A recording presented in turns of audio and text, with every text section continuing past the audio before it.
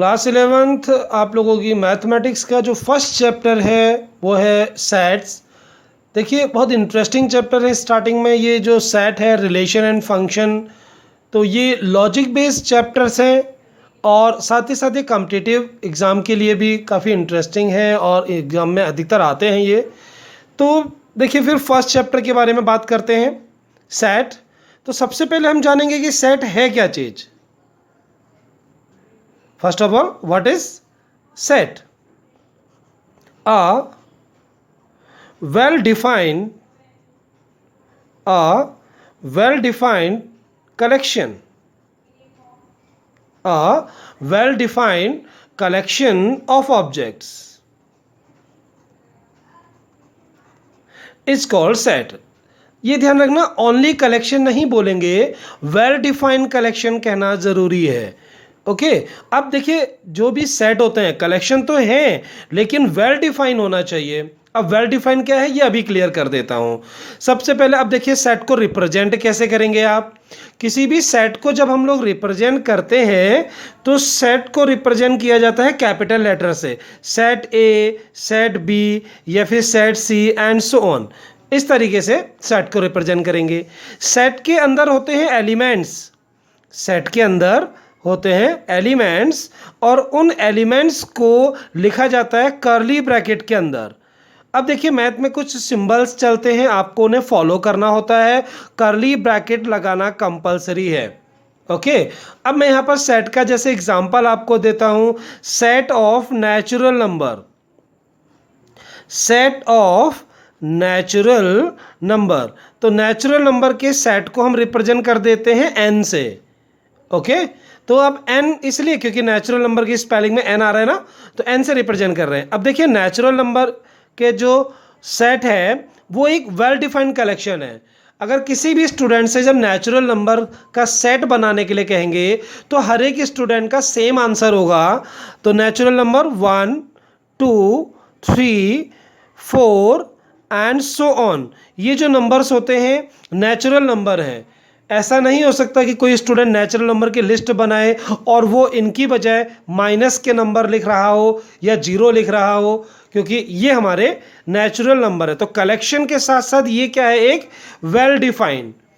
अब देखिए well defined कौन से नहीं होते हैं, तो फिलहाल मैं आपका ये डाउट क्लियर कर देता हूँ कि वेल डिफाइंड क्या चीज़ है। मतलब जैसे अगर मैं एक सेट एग्जाम्पल ले रहा हूँ, सेट है ए और सेट में आपको बोला गया है good cricket players, good cricket players of India. तो आप ऐसा करिए, 10 क्रिकेट प्लेयर्स का नेम लिखिए।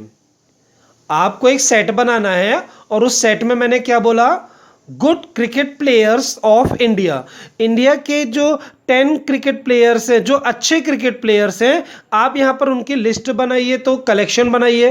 देखिए आप कलेक्शन बनाएंगे लेकिन ये वेल डिफाइंड कलेक्शन नहीं होगा। वो इसकी क्यों नहीं होगा, देखिए आपकी नज़रों में जो गुड क्रिकेट प्लेयर्स हैं, देखिए अब आप पता नहीं किन का नेम लिखते हैं, वो 10 नेम आप जब लिख रहे हो, जब कोई दूसरा बंदा उनको लिखेगा ना तो वो मैच न करे, ये ज़रूरी नहीं है। अब हो सकता है कि आपकी नज़रों में बैट्समैन अच्छे हैं तो आप कुछ बैट्समैन को ले रहे हैं और कुछ बॉलर्स को ले रहे हैं।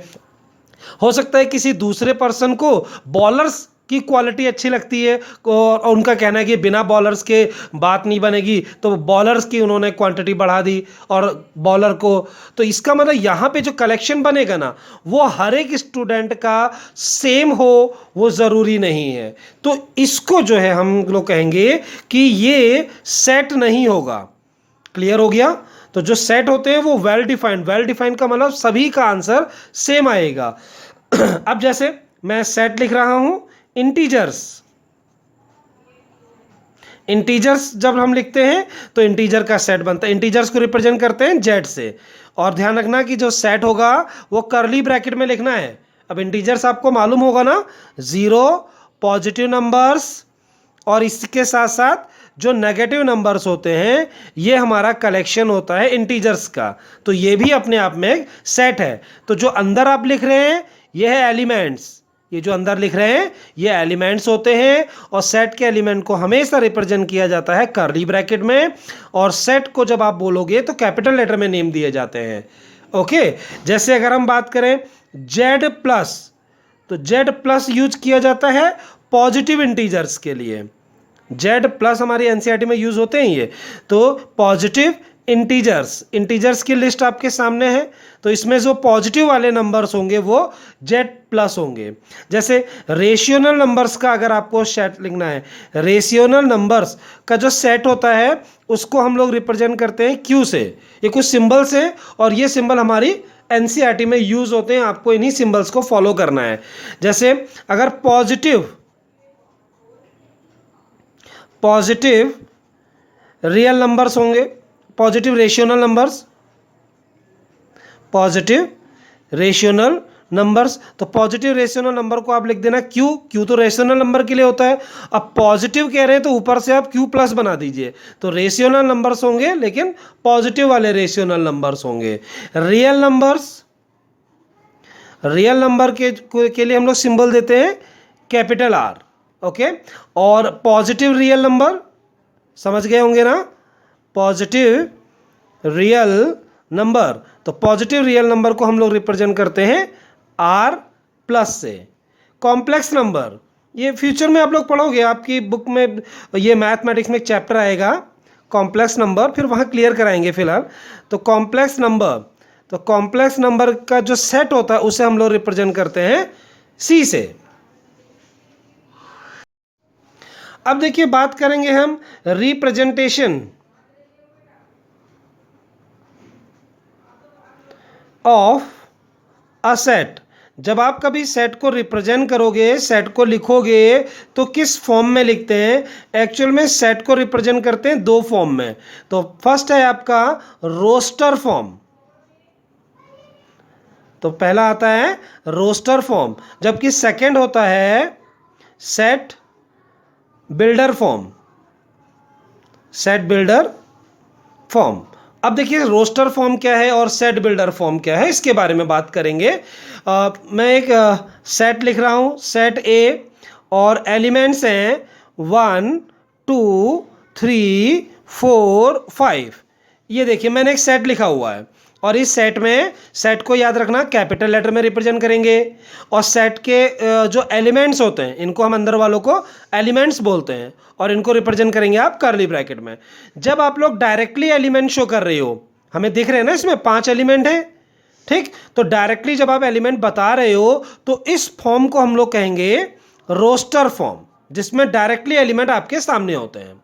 अब मैं इसी को लिख रहा हूं, लेकिन देखिए किस फॉर्म में, set A is equal to X. Okay, अब इसके बाद ये 2 पॉइंट बनाते हैं, जैसे हम लोग इसको रेशियो बोलते थे ना, लेकिन यहां पर हम लोग जो ये साइन बनाएंगे ना, इसे कहते हैं सच दैट। तो कुछ साइन वगैरह हम लोग यहाँ यूज करते हैं, आप लोगों को उनको नोट कर लेना चाहिए।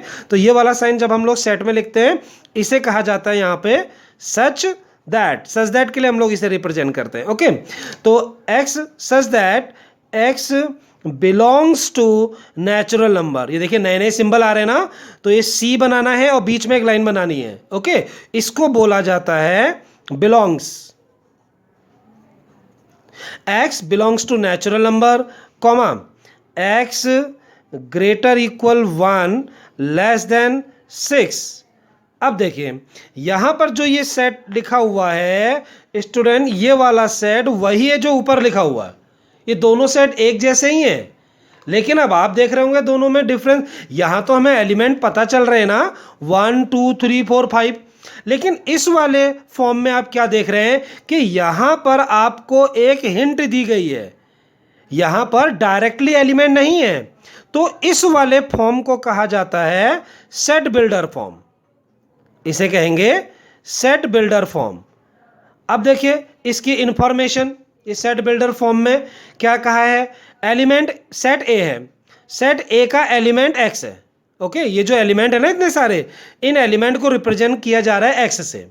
अब सच दैट यानी एक्स कैसा है, X belongs to natural number, यानी एक्स कहाँ किसको बिलोंग करेगा, नेचुरल नंबर को बिलोंग करेगा। ओके, अब बच्चों नेचुरल नंबर तो 1 से लेके इनफाइनाइट तक होता है, तो अब आपको बताना भी होगा ना कि नेचुरल नंबर कहाँ से कहाँ तक।